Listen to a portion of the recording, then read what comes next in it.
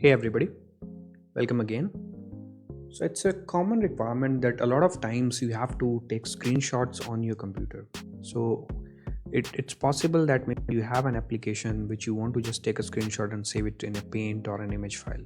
Or maybe you want to capture a part of your screen, not the entire screen. Or maybe even just application window, not the entire computer desktop.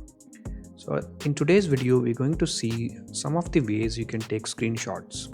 So let's start with the easy one. So the most common tool that you have is just by pressing print screen. So you press print screen and it captures an image of whatever is on your screen currently.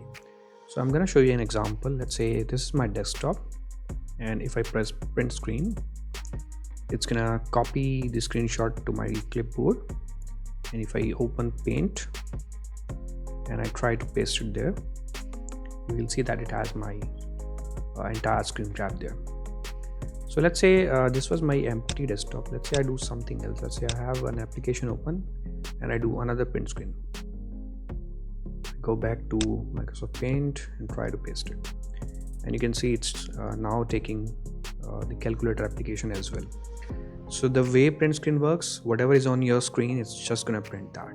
So that's the easiest way to take screenshots on your computer. But a lot of time that might not be what you need. You might want to have more control over that. So the next tool that you have is snipping tool. So this is also a very common tool. A lot of people already know about that. So I'm just going to quickly show you what you can do with that. So this is snipping tool. So as soon as you bring that up, you can press new, and it will allow you to just select a part of screen that you want to capture.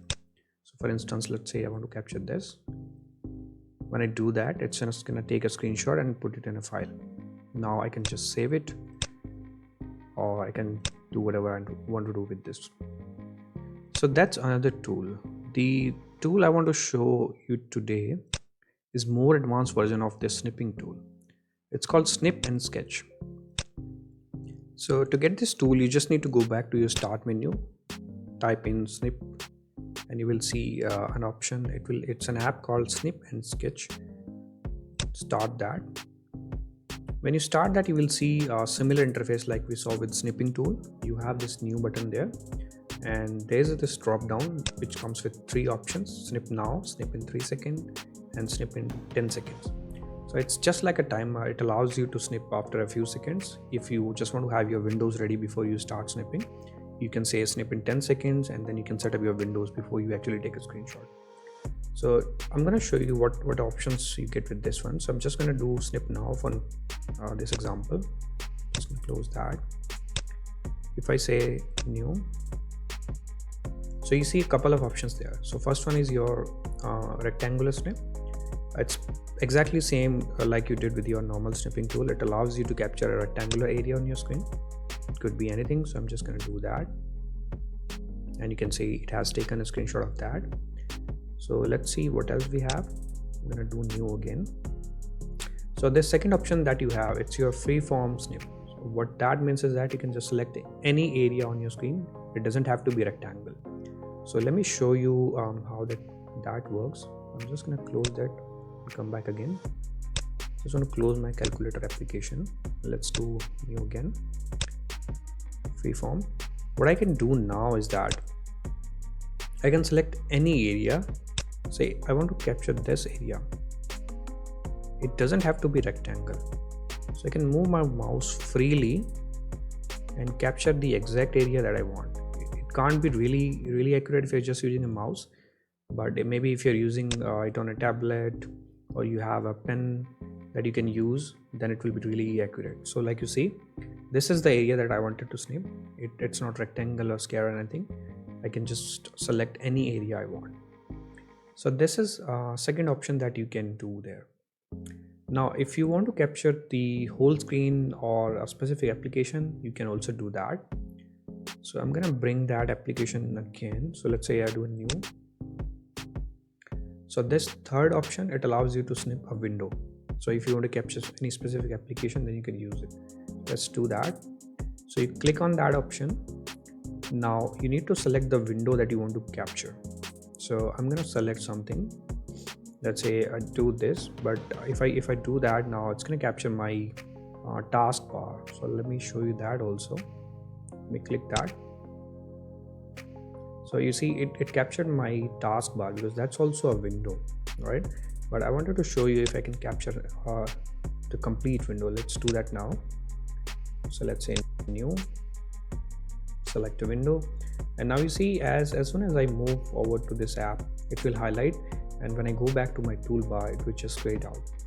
So this indicates that I'm just trying to capture this window. So let's do that now, and you can see the window is captured.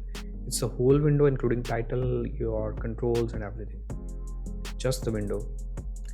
And the last option that we have, it's to capture your entire screen. So you will see that this is for full screen snip. So let's say I'm just going to arrange some applications there. So let's say I have my App Store, and then maybe say I have my Edge setting there.